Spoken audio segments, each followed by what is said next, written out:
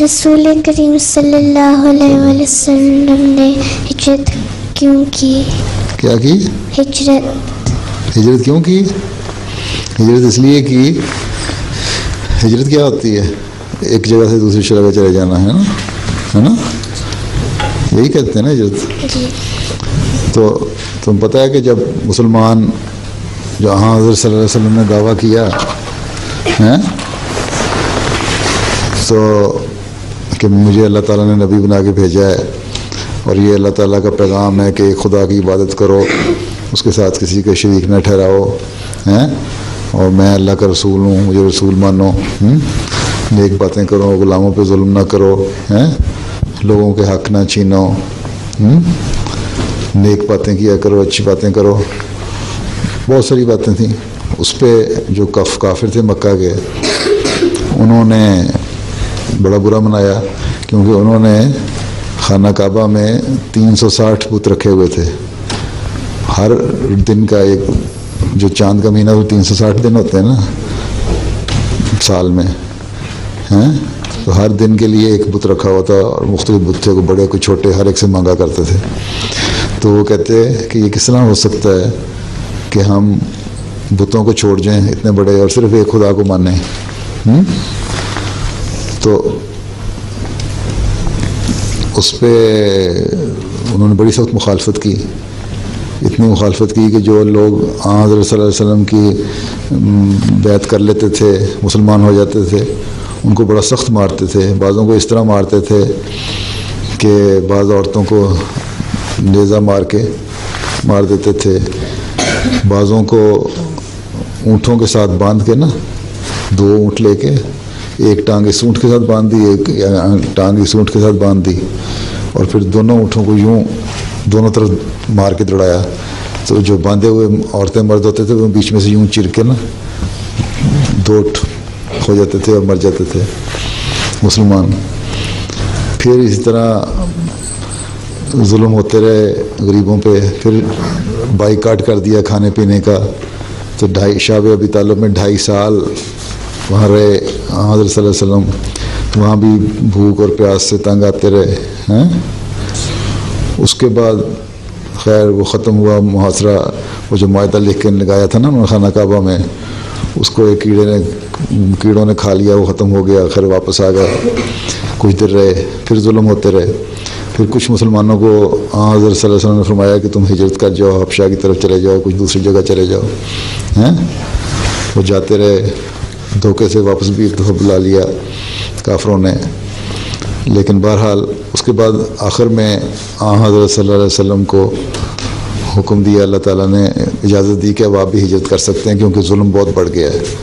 اور اسلام کی تبلیغ کرنے کے لیے اس سے پہلے مدینہ سے کچھ لوگ حج کے لیے آئے تھے، ان کو پیغام دیا، ان میں سے کچھ لوگوں نے قبول کیا.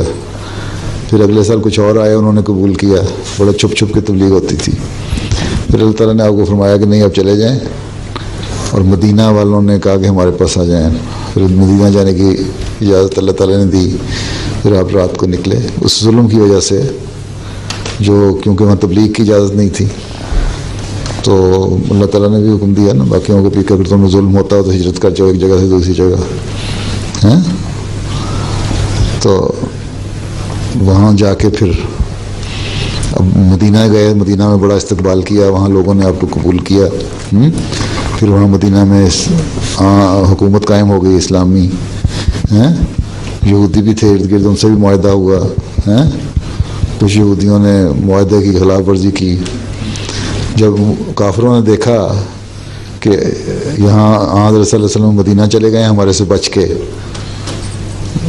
تو پھر انہوں نے حملہ کیا اور پہلی جنگ بدر ہوئی. اس وقت اللہ تعالیٰ نے اجازت دی کہ ہاں ان کے حملے کا جواب دو اور لڑائی کرو، کیونکہ اگر لڑو گے نہیں تو کوئی مذہب بھی محفوظ نہیں رہے گا، کافروں کا ظلم بڑھتا چلا جائے گا.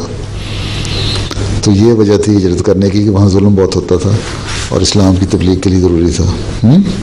تم یہاں بہت سارے ہم یہاں بیٹھے ہوئے ہو، تمہارے ماں باپ بھی اس لیے ہجرت کر کے پاکستان سے یہاں آئے ہیں نا کہ پاکستان میں تنگ کرتے ہیں احمدیوں کو، ظلم کرتے ہیں اور نمازیں بھی نہیں پڑھنے دیتے بعض جگہ پہ ہیں، مارتے ہیں، اسکولوں میں بچوں کو تنگ کرتے ہیں.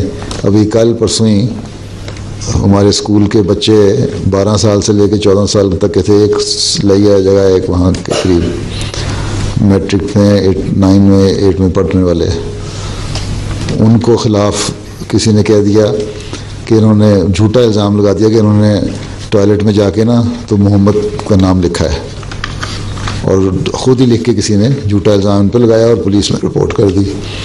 پولیس نے آ کے ان کو پکڑ لیا اور ان کو لاک اپ میں کر دیا, بند کر دیا. تو یہ ظلم پاکستان میں بھی ہوتے ہیں جس کی وجہ سے تم لوگ ہجرت کرتے ہو, بہت سارے لوگ ہجرت کر کے یہاں آئے ہیں نا. تو یہی ظلم مکہ والے کرتے تھے ہاں حضرت صلی اللہ علیہ وسلم پہ, بلکہ بہت بڑھ کے کرتے تھے. یہ تو کچھ بھی نہیں ہوتا اس کے مقابلے میں, اس لیے آپ نے ہجرت کی.